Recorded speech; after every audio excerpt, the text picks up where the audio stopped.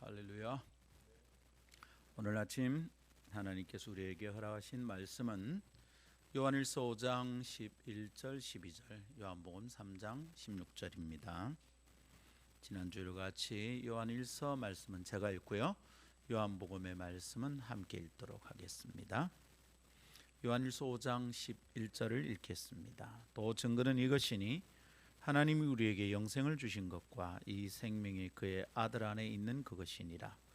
아들이 있는 자에게는 생명이 있고 하나님의 아들이 없는 자에게는 생명이 없느니라. 요한복음 3장 16절 함께 읽죠. 시작. 하나님이 세상을 이처럼 사랑하사 독생자를 주셨으니 이는 그를 믿는 자마다 멸망하지 않고 영생을 얻게 하려 하심이라. 아멘. 이것은 하나님의 말씀입니다. 하나님의 말씀은 능치 못함이 없습니다. 할렐루야. 김 목사 생일은 음력으로 정월 3일입니다. 음력 1월 3일입니다. 설날 다음 날이 생일이라는 거죠. 그래서 어린 시절의 생일상은 늘 설날에 먹다 남은 음식으로 차려지곤 했었습니다.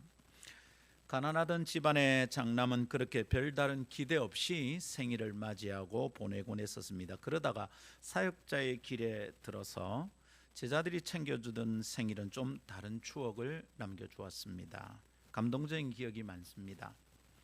그 중에서 아직도 기억에 또렷이 남는 생일은 1992년 음력 1월 3일의 생일이었습니다. 설날 다음 날 찾아왔던 제자들이 좀 의아했어요. 왜냐하면 늘 생일 당일에 왔었거든요. 근데 하루 일찍 왔어요. 왜 이럴까 애들이 생각했습니다. 게다가 그들이 하는 짓거리가 이상했어요. 본가에서 설을 보내고 돌아온 터라 제가 좀 피곤했습니다. 근데 그 피곤한 나를 못 자게 하는 겁니다. 자꾸 놀이를, 무슨 게임을 하자입니다. 사실은 그 친구들이 하는 게임이 내가 퍽 즐거운 것은 아니었어요. 놀이를 하고 게임을 하고 이야기를 이어갑니다. 그만 자고 내일 일어나서 이야기하자는데도 잠을 재우지 않는 겁니다. 그리고 밤 12시 자정이 넘자 서프라이즈가 시작되었습니다. 작은 폭죽을 터뜨리고 생일을 축하하기 시작합니다. 날이 바뀌어 내 생일이 되었다는 것을 아직 눈치채지 못한 나는 그 친구들이 무슨 일을 하는지 처음엔 얼른 이해하지 못했습니다. 그러니 그야말로 서프라이즈였습니다. 아쉬운 것은 선물이었습니다. 랜드로버 신발을 사왔는데 언박싱을 하자 실망했습니다. 신발은 내 것이 아니라 아내의 것이었습니다. 그렇지만 그날의 서프라이즈는 평생 잊을 수 없는 추억이 되었습니다. 생각할 때마다 나를 행복하게 만드는 일입니다. 지금도 그렇습니다. 그 서프라이즈 이벤트는 그야말로 제게 최고의 선물이었습니다.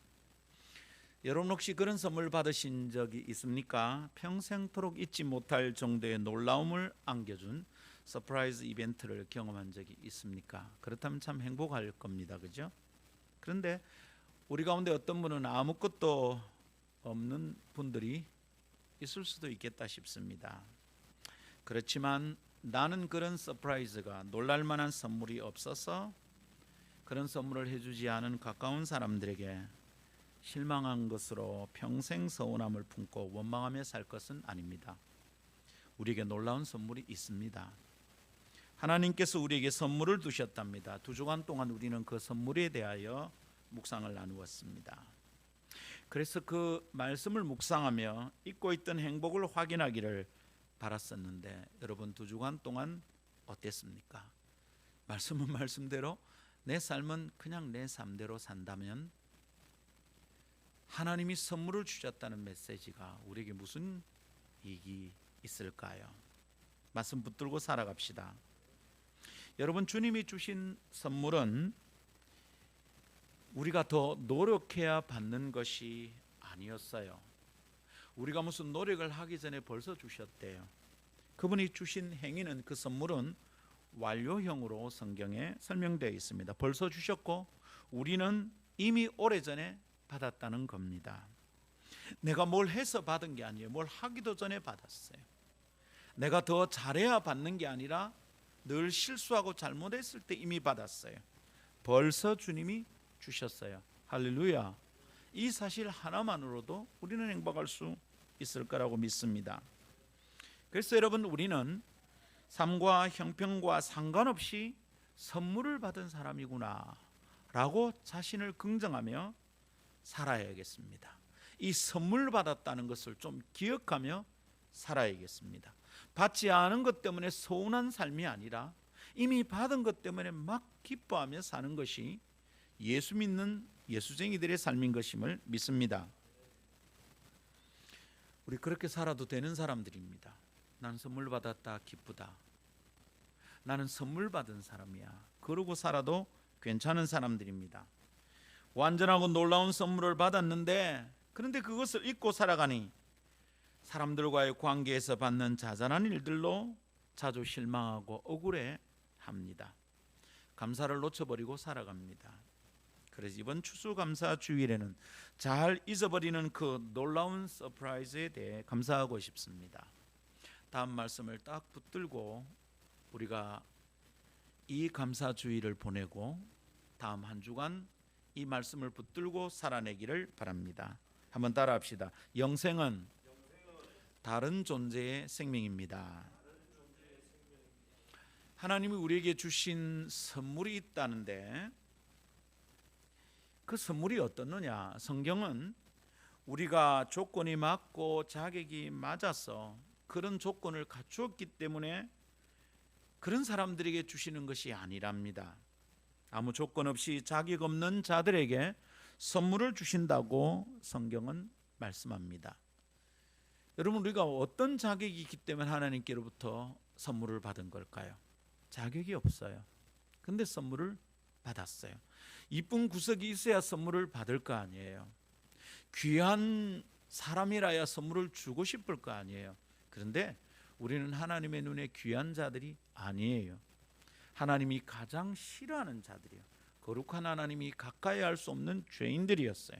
그런데 그들에게 하나님이 선물을 주셨습니다. 어떤 선물이죠?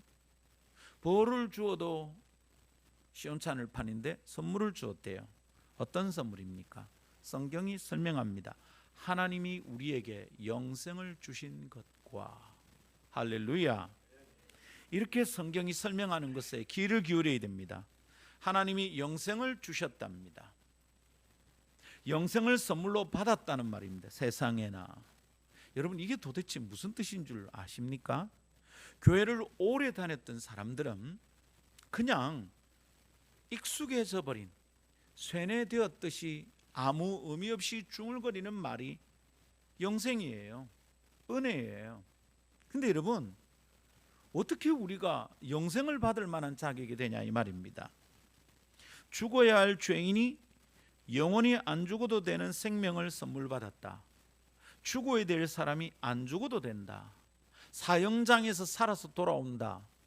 여러분, 이게 무슨 의미입니까? 무슨 자격이 있다고 죄인이 죄수가 사형수가 사형장에서 살아나올 수 있단 말입니까? 선물이죠. 그런데 그렇게 받은 선물이 후불 조건이 달린 선물이 아니에요. 뭘 후불로 내가 뭘 해야 되는, 선물을 받았으니 내가 후불 카드를 가지고 있듯이 나중에 월 말에 다 갚아야 되고 이런 게 아니에요. 더 잘해야 한다는 조건부가 아니에요. 영생을 선물로 받은 은혜를 아는 사람들에게 자꾸 말하고 싶은 게 이 말입니다. 더 잘하려고 할 필요가 없어요. 잘하고 싶어서 내 인생을 망칠 필요가 없어요. 더 잘하려고 애쓰다가 힘들어질 필요가 없어요. 우리가 더 잘해야 뭘 받는 조건이 걸려 있는 게 아니에요. 내가 잘못하면 취소되는 생명이 아니에요. 이것 하나만 깨달아도 삶이 달라져요. 은혜를 아는 것은 바로 그것이에요. 은혜를 모르는 사람들이 자꾸 더 잘하려고 하는 거죠. 잘해야 칭찬을 받았으니까. 사람들은 그랬거든요. 내 부모에게, 내 주변 사람들에게 잘한다 그런 소리를 들어야 내가 의미 있는 존재가 된 것 같았거든요. 근데 하나님께는 그렇지 않아요. 내가 뭘 잘하기 때문에 하나님 나를 사랑하신 게 아니에요. 내가 뭘 잘하기 때문에 내게 영생을 주신 게 아니에요. 지금은 잘 못하지만 잘하라고 요구하면서 내게 영생을 주신 게 아니에요. 영생 받았으니 나는 잘해야 되는구나. No! 그런 조건이 달려있는 생명이 아닙니다. 나의 노력이나 자격이나 조건 때문에 받은 선물이 아니라는 겁니다. 이걸 깨닫는 게 은혜를 깨닫는 겁니다. 이 은혜를 깨닫고 나면 인생이 달라집니다. 아무 자격 없고요, 조건이 달리지 않은 선물을 받았다. 차원이 다르잖아요. 아니, 내가 어떻게 나에게 영 죽을 존재가 영생을 얻다니 놀랍구나, 와우, 서프라이즈, 이렇게 되는 거죠. 저절로 찬양이 나옵니다. 놀랍다 주님의 큰 은혜. 우리가 은혜를 받고 누리는, 찬송을 할 때마다 기쁨이 넘치는 그 모든 노래들은 그런 이유와 사연이 있어서 그 깨달음을 농축해서 담아놓은 시들이고 노래인 거죠. 나는 작곡을 할 수 없지만 그러나 그런 노래를 부를 때마다 내가 경험한 것과 똑같은 감동이 그 속에 담겨 있다는 것을 알게 되죠. 놀라운 은혜인 줄 믿습니다. 생각하면 생각할수록 감동적인 서프라이즈입니다. 내일 죽을 거라고 생각하는 사람이 내일 살 수 있다는 생각을 할 수 있겠습니까? 상상할 수 없잖아요. 예상할 수 없던 일이잖아요. 상상하기도 죄송해야 할 일이 내게 벌어진 겁니다. 살려달라고 한 번만 용서해달라고, 제발 날 좀 살려달라고, 날 죽이지 말라고, 내게 딸린 애들이 많다고 그러면서 빌고 비는 일들을 우리는 잔인한 영화의 장면에서 한두 번 본 게 아닙니다. 제발 살려달라고 빌 면목조차도 없는 죄인들이 살았습니다. 은혜 아닙니까? 이걸 깨닫는 게 얼마나 놀라운 일입니까? 이거를 알고 이 선물을 받고 살아가는 게 얼마나 놀라운 행복입니까? 구질구질하게 살지 않아도 되는 일이 거기서부터 시작이 되는 겁니다. 내가 이런 사람이구나, 내가 이런 선물을 받았구나, 내가 죽을 사람이 아니구나, 그러니까 죽겠다 안 해야 되는구나, 짜증낼 필요가 없는 거구나, 생명을 누려야 되는 거구나, 그걸 깨닫는 거죠. 할렐루야. 영생을 받았답니다, 선물로. 그러면 여러분, 영생이 뭡니까? 영생에 대해서는 김 목사가 이렇게 저렇게 여러 번 강론을 했습니다. 설명을 했습니다. 그래서 설명을 하면 전에 들었던 것이다 싶을 겁니다. 뭔 말하려는지 벌써 짐작이 가는 분들도 있을 거예요. 근데 문제는 그 영생을 누리고 사느냐인 거죠. 자꾸 잊어버리는 거예요. 들으면 아, 맞다, 그때 얘기했었는데 싶은데 일상생활 속에서 영생이 녹아들질 않아요. 영생을 누리질 못해요. 영생이 뭡니까, 여러분? 영생, 길 영자 살 생자, 길게 사는 것, 글자 뜻이 그렇습니다. Eternal life, 영어로는 영원한 생명, 안 끝나는 생명, 안 죽고 오래 사는 것이라고 생각할 수 있습니다. 그 말이 가지는 의미가. 그러나 그것은 완전한 설명이 아닙니다. 안 죽고 길게 사는 게 영생이다. 그러면 어떨 때는 그런 생명은 안 살고 싶습니다. 지옥도 안 죽어요. 오래 살아요. 근데 그걸 영생이라고 말하지 않습니다. 영생은 다시 말합니다, 다른 종류의 생명입니다. 예수 만나기 전에는 알 수도 없고 꿈도 꿀 수 없는 생명입니다. 이런 생명이 있었구나 싶어서 만나는 생명이 영생입니다. 안 죽고 오래 사는 것이 반드시 축복이 되고 선물이 될 수 없잖아요. 100세 시대라 하지만 병을 안고 품고 이고 지고 100살까지 살아있으라 그러면 그것은 저주의 다름이 아닙니다. 저는 기계에 의존해서 약을 달고 수시로 CPR을 해야 살아갈 수 있는 상태라면 너무 괴로울 것 같아요. 여러 성도들 다 듣는 데서 다시 저는 밝히 말하고 싶습니다. 혹시 제가 그런 경우가 오면 여러분 모두 합의하고 여러분 모두 결정을 내려서 얼른 빨리 산소호흡기를 떼도록 하세요. 저는 목사가 그러니 당하면 잘됐다 싶어서 빨리 죽여라, 빨리 잊혀져야 되겠다, 그런 사람이 되는 건 싫습니다. 존중하는 의미로 작정을 하고 우리 일주간 금식 안 하자, 혹은 보름을 하자, 아니면 한 달은 기도해 보자 한 다음에 그래도 하나님이 안 살려주시면 조용히 보내는 게 훨씬 편안하리라 생각합니다. 여러분, 그 상태에서 의식은 살아있는데 몸은 막 이 사람 저 사람 아무리 해도 안 되고 수술하고 또 수술하고, 어떨 때는 의식도 사라졌는데 산소호흡기만 달고 있습니다. 여러분, 그거 그렇게 길게 생명을 연장하는 것이 복입니까? 저는 절대로 그렇지 않다고 생각합니다. 그런 날이 오면 저를 빨리 놓아주십시오. 여러분, 영생은 그런 게 아니에요. 영생은 우리가 알 수 없었던 생명이에요. 예수를 만나기 전에는 한 번도 상상하지도 못하는 생명이에요. 예수 만나기 전에 영생이라면 그냥 길게 사는 거죠. 100살, 120살, 200살, 천년만년 사는 게 영생이라고 생각했겠죠, 사람들은. 그런데 예수를 만나고 나면 내가 생각하던 생명과 전혀 다른 생명이 있다는 것을 그때 알게 되는 거예요. 이런 생명이 있다니. 그건 종류가 다른 생명이에요. 하나님께 속한 생명이고 하나님의 나라를 살아낼 생명이에요. 하나님의 나라는 영생으로 사는 거예요. 하나님이 우리를 천국에 데려가도 혹시 내가 영생이 없다면 천국은 사는 맛이 나지 않을 거예요. 거기는 영생으로 살아요. 여기서 하늘나라를 살아본 적이 없는 사람은 천국 가서도 천국인 줄 모르고 살 거예요. 여기서 늘 자기가 받은 선물이 영생이 이게 놀라운 선물이고 이게 어마어마한 서프라이즈라는 것을 이해하지 못한 사람은, 여기서 그것을 누리지 못하는 사람은 천국에 데려다 놔도 거기가 천국인 줄 모를 것 같아요.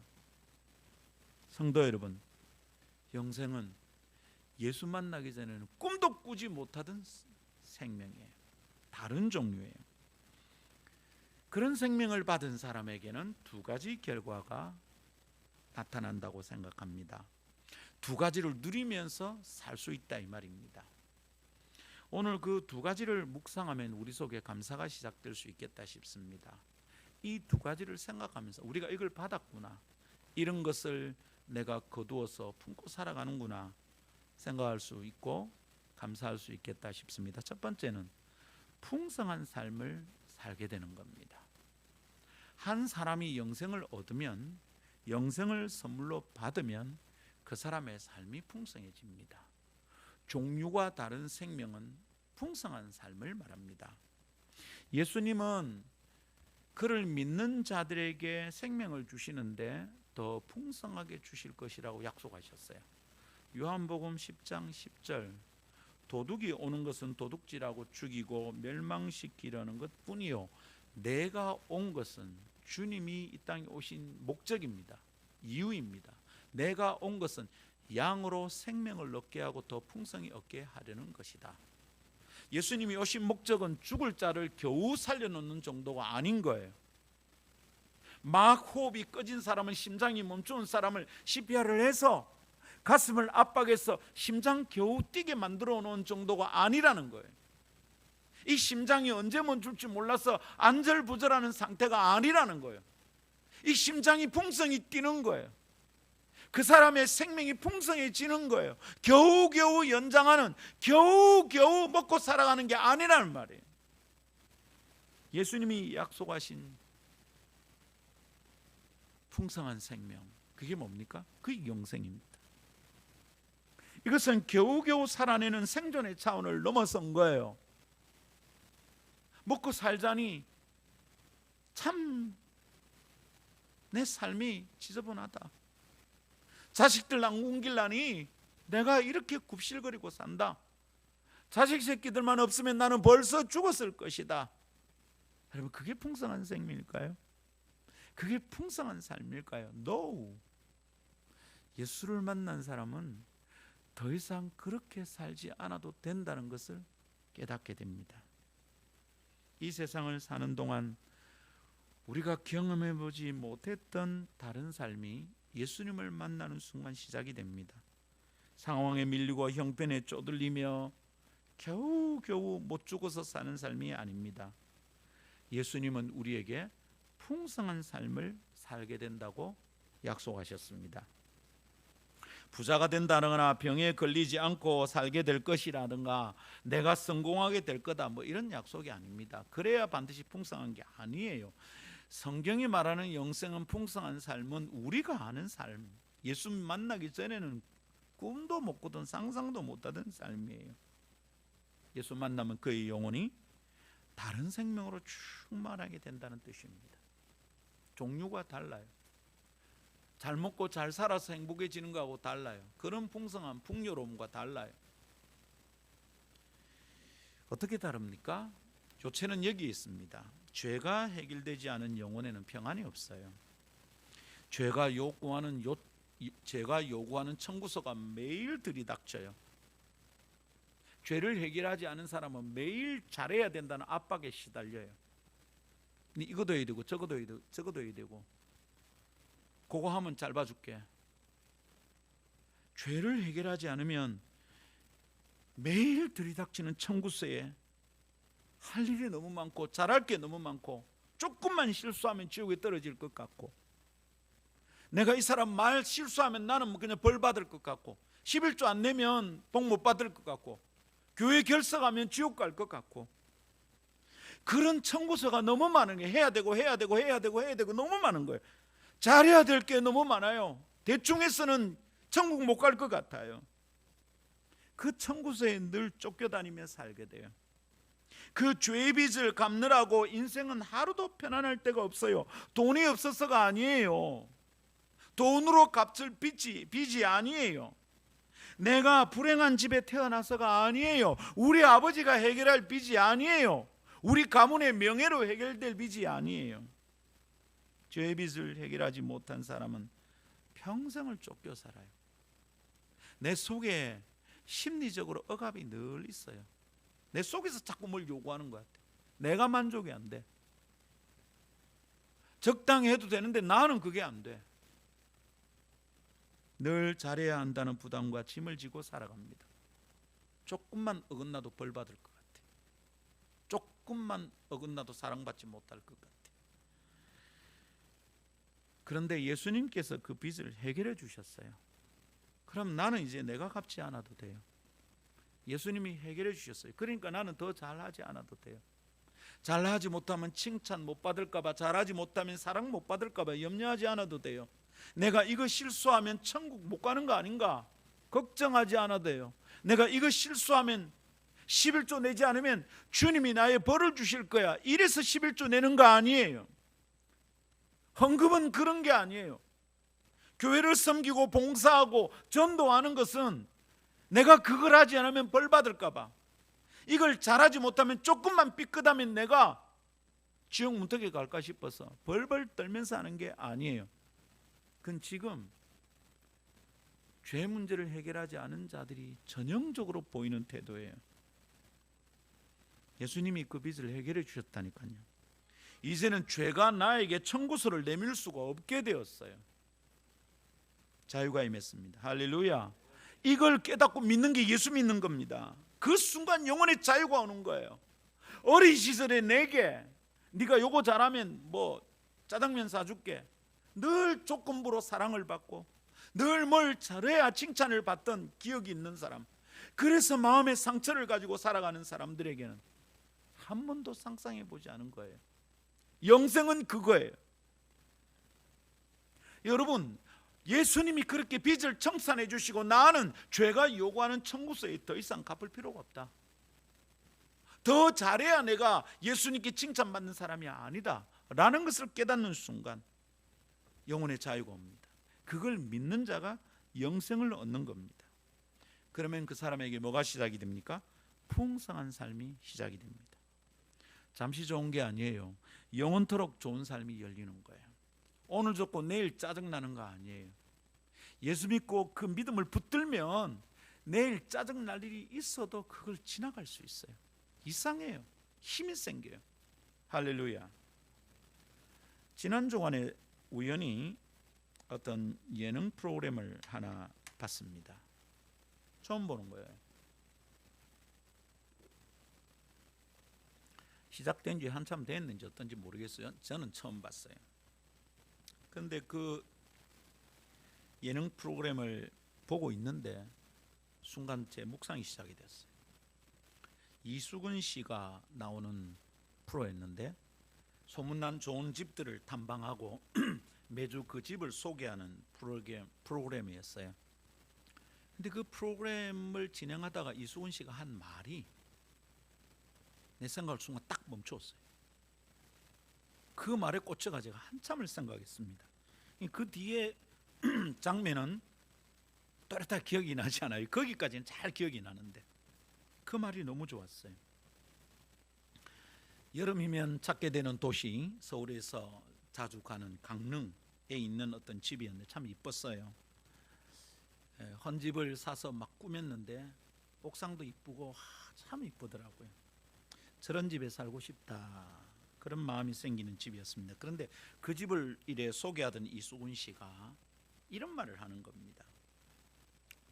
강릉은 휴가 가는 곳이었는데 서울 사람들은, 근데 그런 집에 빌라에 뭐 펜션에 있다가 너무 좋잖아요. 와, 너무 좋다야, 행복하다야. 근데 그 휴가가 참 재미있고 좋은데 휴가가 끝나는 날 어떻게 됩니까? 내일이면 어떻게 되죠? 출근해야 돼. 다시 일상으로 돌아가야 돼. 이게 서운하지 않은가? 뭐 이런 얘기를 하는 거예요. 다시 복잡한 서울로 돌아간다면, 다시 그 도시의 공기 속으로 돌아간다면 어휴.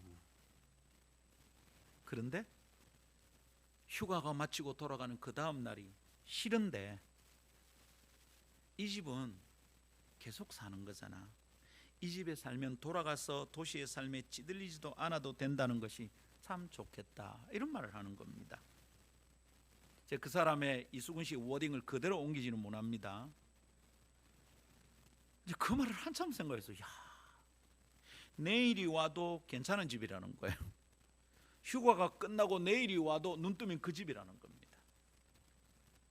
휴가 첫날에 기대한 내일이 휴가가 끝나도 눈 뜨게 되는 그 내일이라는 겁니다. 매일 그 집에서 일어나는 것이 행복하겠다는 겁니다. 여러분, 그런데 그 말이요, 제 안에 굉장히 크게 울리고 깊이 울리는 겁니다. 그런 경험 많이 했거든요. 해외 사역을 가더라도 일하러 갔는데, 섬기러 갔는데, 사역하러 갔는데 참 행복한 겁니다. 근데 귀국 전날 마음 이상해. 아이고, 한국으로 돌아가는구나. 근데 이수근이 전혀 다른 말을 하는 거예요. 내일이면 부담스럽게 눈을 뜰 건데 이 집에서는 내일도 휴가 첫날처럼 기대하는 그 내일이다. 내일이고 또 그 내일이다. 내일이면 또 그 내일이다. 영생이 저런 것이겠다 싶은 생각이 들었습니다. 집회에서 은혜 받고 구원을 확신하게 되는 것으로 끝나는 게 아니에요. 은혜 받고 한 3일 좋다가 그 다음 나흘째부터는 또 되돌아가가지고 또 찢고 뽑고 살아가는 그거 아니래요. 며칠 지나면 다시 지긋지긋한 일상의 안타까움을 반복해야 된다는 부담으로 은혜가 쉽게 잊혀지고 망가지는 그런 은혜가 아니에요.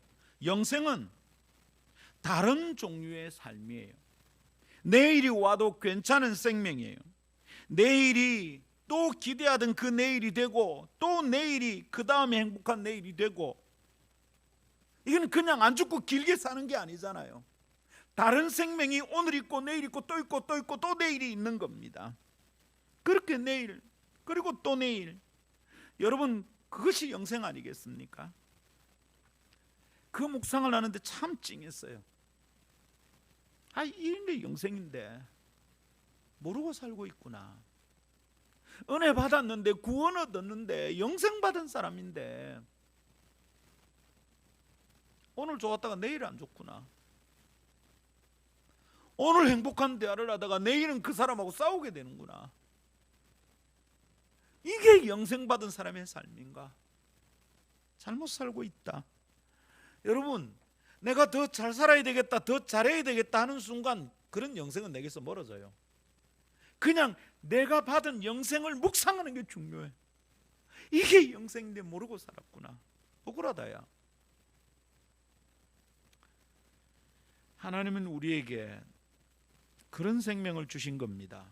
지금은 참으면서 천국 가서는 누리게 되는 그런 아름다운 삶 말고, 거기서 길게 사는 그거 말고 여기서도 누리는 영생이 있습니다. 그 영생을 우리에게 주셨답니다. 주셨다니 받았습니다. 받았으니 누립시다. 할렐루야. 강릉에 가서 그런 집을 사고 리모델링 해야 되는 게 아니에요. 그럴 만한 형편이 따라주는 사람이 우리 가운데 몇이나 있습니까? 몇이나 좋아하네. 우리 가운데는 지금 아무도 없네. 우리 교회에는. 그러나 그런 집에서 매일 일어나지 못하여도 괜찮습니다. 왜요? 우리는 지금 학고방 같은 내 집구석에서 일어나도 매일 영생으로 일어날 수 있습니다. 영생 받았다는 것을 기억하고 이 놀라운 생명이 내게 주온 것을 묵상하면 나는 휴가가 끝나는 날, 그 다음 날 출근하는 생각 때문에 지겹고 짜증이 난 게 아니라 내일이 또 휴가 첫날 같은 내일이 되는, 그리고 또 내일 또 내일이 되는 영생을 살 수 있음을 믿습니다. 성격이 다르단 말이죠. 질이 달라요. 급이 다른 삶. 그 생명, 그 영생은 내가 어떤 집에서 살고 일어나느냐로 결정되는 것이 아니라 내가 어떤 생명으로 아침을 맞이하느냐가 관건이에요. 그래서 우리 집이 더 좋은 집이 되면 좋겠다, 돈을 들여서 고치고 이것저것 장식을 하고 필요합니다. 그런 사소한 행복이 우리를 기쁘게 합니다. 그러나 여러분, 내가 일어나는 집이 다르기 때문에 누리는 생명은 영생하고 상관이 없어요. 진짜 행복은, 영혼의 평안은, 영혼의 자유는 내가 아침에 하나님이 주신 영생으로 일어나느냐 아니냐, 이게 관건이에요. 근데 일어나는데 우리가 늘 어제의 일의 고단함으로 일어나잖아요. 어제 있었던 사건의 짜증으로 일어나잖아요. 어제 하던 돈 걱정 때문에 일어나잖아요. 그게 무슨 영생이에요? 우리는 매일 아침 영생으로 일어납시다. 내가 어떤 집에 사느냐로 결정되는 생명이 아니라 내가 돈이 얼마나 되느냐에 따라서 결정되는 풍성함이 아니에요. 영생은 풍성한 삶을 살게 되는데 그런 게 아니에요. 내가 사는 곳이 초막이든지 궁궐이든지 나는 영생으로 일어납니다. 내가 빈곤에 처하든지 부귀에 머물든지 나는 영생으로 살아가. 풍성한 삶이 내 속에서 넘실거리기 때문입니다. 바깥의 상황이 빼앗아갈 수 없는 풍성한 삶이, 영생이 내 속에 있기 때문입니다. 오늘이 그렇고 내일도 또 그럴 것입니다.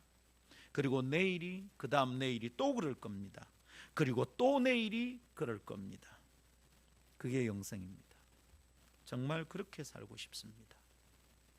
그런 사람들 사이에서 그런 사람들과 이 영생을 간증하고 나눌 수 있다면 매일이 그럴 수 있겠다 싶습니다. 희망합니다. 아니, 희망만 하다가 인생이 끝나지 않아도 됩니다. 하나님께서 바로 그것을 선물해 주셨기 때문입니다. 하나님께서 그렇게 살아도 된다고 약속해 주셨습니다. 벌써 주셨습니다. 우리는 이미 벌써 받았습니다. 그러니 이제는 받기를 희망하지 말고 그렇게 살기 시작하면 됩니다. 돈이 더 있어야 행복하겠다 생각하는 사람은 영생을 바라는 게 아니라 돈을 바라고 있는 겁니다. 우리는 영생을 누리기를 바랍니다. 영생은 풍성한 생명입니다.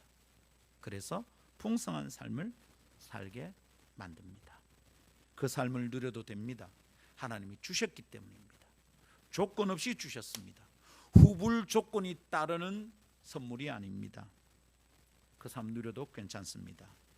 괜찮습니다. 조건이 따르는 것이 아닙니다. 은혜를 깨달은 자는 은혜 받았다, 은혜가 된다 하는 말은 바로 이것입니다. 매일매일 이 은혜를 붙들고 살아갑시다. 자, 영생을 받은 사람은 다르게 살 수밖에 없죠. 그 다른 것은 두 번째, 한번 따라합시다. 품위가 있는 존재가 된다. 할렐루야. 영생은 다른 생명이라고 그랬죠. 다른 존재의 생명입니다. 죄인이 누릴 수 있는 생명이 아닙니다. 죄인이 죄를 해결하고 나면 다른 존재가 되는 거죠. 그 다른 존재가 누릴 수 있는 생명이 영생입니다. 자, 그러면 여러분 어떻게 달라집니까? 안 좋아집니까? 더 골골거리며 살게 됩니까? No. 품위가 있는 존재가 되는 겁니다. 내 속에 그 영생, 하나님 주신 다른 생명이 시작되었다는 것을 깨닫는 순간 다르게 살고 싶어지는 게 아니라 그냥 다르게 사라집니다. 하나님 내게 이런 선물을 주셨구나를 생각하고 살아가는 사람은 다르게 삽니다. 자기가 하려고 해서 그러는 게 아닙니다. 잘하려고 해서 되는 게 아니고 이상하게 그 사람의 말은 다릅니다. 그 사람 행동은 다릅니다. 그 사람이 다른 사람을 배려하는 태도도 다릅니다. 그런 사람을 곁에서 보면 누구라도 이 사람은 다르게 살고 있구나라는 것을 금세 알게 됩니다. 영생이 누군가의 삶의 시작이 되면 사람이 변해버립니다. 사람이 변했다는 것을 곁에서 금방 알게 됩니다. 사람이 좋은 일을 하고 있는 게 아니라 사람의 존재가 달라졌다는 것을 알 수 있다 이 말입니다. 다릅니다. 지난주에 우리는 영생을 받은 자들은 사람의 품위가 달라진다고 묵상했습니다. 디그니티, 존엄함, 품격이 있는 이런 말입니다. 그렇죠? 그냥 뭐 낮은 차원의 삶을 산다 이런 것하고 다른 거죠. 풍성한 삶은 삶의 형편 몇 가지가 달라지는 것을 말하는 게 아니에요. 여러분, 집을 좋게 바꾸었다고 사람이 달라집니까? 갑자기 졸부들이 돈이 많이 생겨가지고 손가락마다 가락지를 끼고 명품을 걸치고 다니는데 존재가 변하지 않으니까 이상한 짓거리를 합니다. 갑질은 돈질입니다. 돈질. 존재가 변하지 않고 돈만 생기는 사람은 그걸로 갑질합니다. 존재가 변하지 않고 직분이 달라지고 계급이 달라지면 그걸로 갑질합니다. 그러나 존재가 변한 사람은 다르게 살아갑니다. 품위가 있습니다. 여러분, 존재가 변하니까 뭘 잘하려고 하는 게 아니라 그냥 변한 존재의 근원에서 나오는 모든 삶의 형편이 달라지는 거예요. 여러분, 자, 건강이 안 좋은 사람은 어떤 행동을 할 때 애를 써야 합니다. 다리가 안 좋은 사람은 횡단보도에서 신호가 깜빡깜빡할 때 뛰어서 빨리 그 신호가 꺼지기 전에 뛰어 건너가려면 어떻습니까? 굉장히 애를 써야 됩니다. 건강한 사람은 어떻습니까? 그거 지나가는데 별로 어렵지 않습니다. 마치 이와 같은 거죠. 내 영혼이 건강해지면, 내 영혼이 죄 문제를 해결하고 죄가 요구하는 빚을 다 갚은 상태라면 내가 뭘 잘해야 칭찬을 받는 그거 아니구나 깨달은 사람은 어떨까요? 존재가 변하니까 내가 뭘 잘하려고 하는 게 아니라 변한 존재에서 나오는 다른 삶이 자꾸 나오는 거예요. 잘하려고 하는 게 아니라 그냥 하는 거예요. 본인도 그게 잘한다고 생각하지 않아요. 내가 이걸 해서 장로투표에서 1등으로 당선되리라 이런 생각하지 않아요. 그런 목적을 가지고 하는 게 아니에요. 존재가 달라지니까 다른 존재에서 자꾸 다른 삶이 그냥 나오는 겁니다. 본인도 그걸 잘한다고 생각하는 게 아니에요. 내가 잘하려고 한 게 아니에요. 누가 칭찬하면 그럽니다. 아이고 내가 칭찬받을 일이 아닌데요. 모든 형편이 달라지는 거죠. 이제는 마이너스로 사는 삶이 아니라 자꾸 플러스로 사는 삶이 시작이 됩니다. 이전에는 마이너스의 손이었는데 이제는 마이너스의 손이야. 아래로 다운 되는 게 아니라 자꾸 위로 업 되는 삶을 살게 됩니다. 생각할수록 기분이 업 됩니다.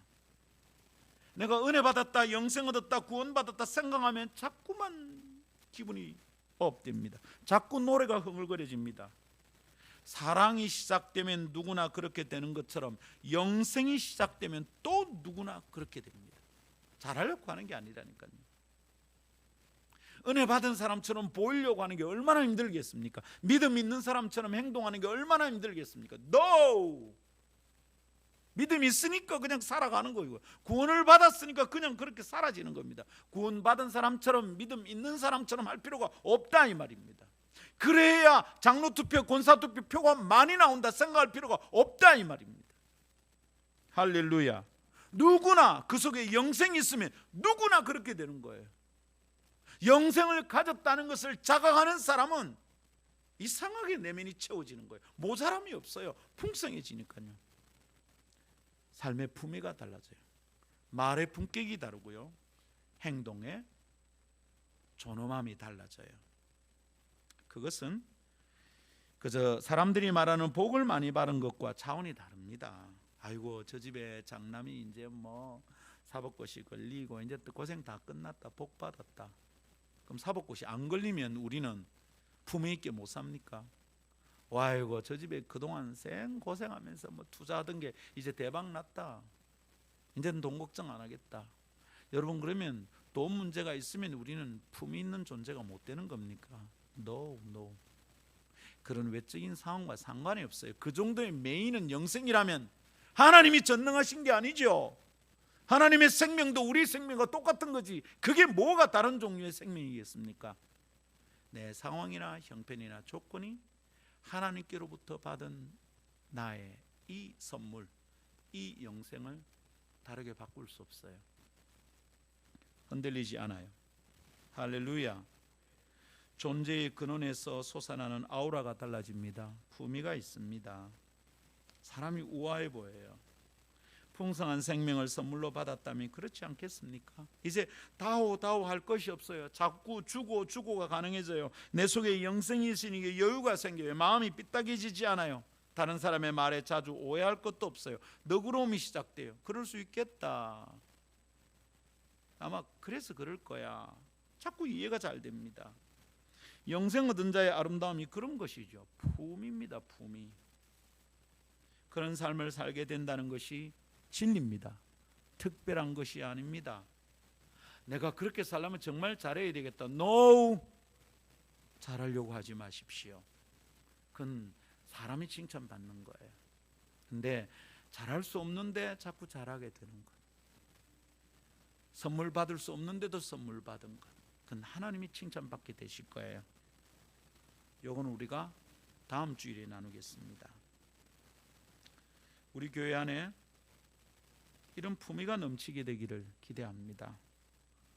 그런 사람들과 한 교회에 머물기를, 우리 교회에 오면 사람들이 그렇게 변화되기를 기대합니다. 뻔할 뻔자로 사는 것 말고 매일 놀랄 노자로 사는 삶을 기대합니다. 어른들이 자주 하던 말씀인데, 품위 있는 존재로 사는 삶, 그게 영생입니다. 자기의 품위를 떨어뜨리지 맙시다. 어쩌면 됩니까? 잘해야 되겠죠? No. 잘하지 않아야 됩니다. 잘 안 되는 사람이 스스로 잘하려고 하는 것보다 품이 떨어지는 일이 없습니다. 잘하지 마세요. 뭐 하면 됩니까? 은혜를 누리세요. 받은 영생을 자꾸 생각하세요. 그러면 내가 영생 받은 자라는 게 분명해지는 순간 내 속에서부터 흘러가는 영생의 능력이 생길 줄 믿습니다. 오늘부터 그렇게 살 수 있습니다. 오늘부터 그렇게 누립시다. 그래도 됩니까? 예, 그래도 됩니다. 은혜를 깨닫고 선물 받은 것을 확인하며 매일 서프라이즈가 벌어지는 삶이 열게 될 줄 믿습니다. 말씀 정리합니다. 첫 사역지에서 만난 집사님 한 분 이야기를 하면서 마무리하고 싶습니다. 아직도 이름을 기억합니다. 이옥순 집사님. 틀리게 기억한 거 맞을 겁니다. 이옥순 집사님. 저희 어머님하고 비슷한 연세인 것 같아요. 제 기억에. 근데 이분이 제가 이제 중고등부 전도사를 하는데 아마 첫 해 수련이 아니고 둘째 수련이었던 것 같아요. 제 기억에. 이 고등부 여름 수련회 식사 성기미로 따라 나섰어요. 근데 수련회장으로 가는 버스 안에서 나누었던 대화인데 잊지를 못합니다. 너무 강력한 기억이에요. 이렇게 이제 교회 버스가 있었거든요. 그때 그 교회 대형 버스가 있는데 거기 이제 탔어요. 근데 앉다가 보니까 그 집사님이 창 쪽에 앉고 제가 그 옆에 안쪽에 앉았어요. 이렇게 앉아갔어요. 아이들 뒤에 착착 앉고 제가 서서 인원 점검하고 출발 기도하고 앉다가 보니까 이제 빈자리에 딱 앉았는데 이분이 바깥을 이래 보시더라고요.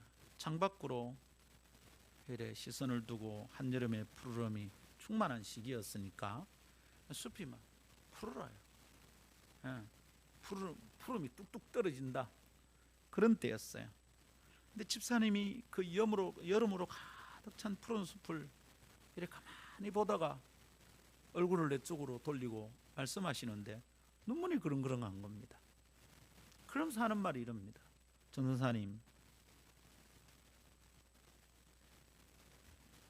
저는 예수 믿고 나서 저런 푸른 숲을 보기만 해도 눈물이 나오려고 그럽니다. 하나님이 내게 감당할 수 없는 은혜를 주셨다는 게 저런 푸른 숲만 봐도 깨달아집니다.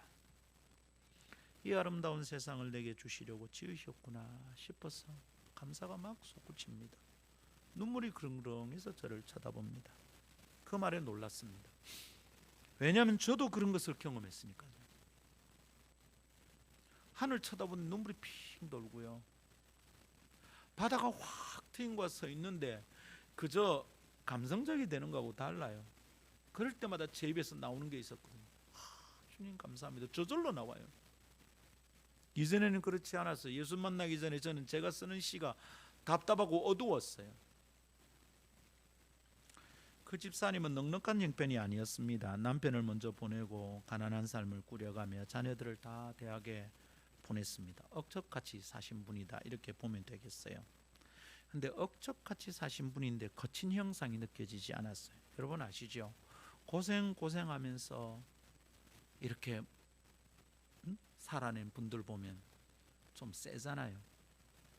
좀 세요. 약해서는 그 세월을 못 견뎌내거든. 우리 50이 넘도록 청소년 사역하고 이런 목사님들 보면 호락호락하지 않아요. 그래서 우리끼리 만나서 막 그런 얘기를 해. 야, 우리가 이래 못됐지 않았으면, 이래 세지 않았으면 어떻게 지금까지 남아서 일을 하겠냐. 농담처럼 그런 얘기를 합니다. 고생하면서 재산을 모으거나 고생하면서 성공하거나 고생하면서 홀로 된 과부가 자녀들을 다 키우고 이러면 거칠어요. 그런 집에 시집가면 며느리들은 고생 바가지예요. 근데 이분에게는 그게 보이지 않아요. 제가 3년 그 교회에 있으면서 그분에게서 그런 걸 본 적이 단 한 번도 없어요. 참 온유했어요. 그분이 하신 말투 중에 이런 말이 있어요. 누가 막 어느 집사님 싸웠다 이러면 아이고 참 이상하지, 뭘 싸울 거라고 저라노, 배시럽다요. 이런 표현을 참 자주 하셨어요. 웃으면서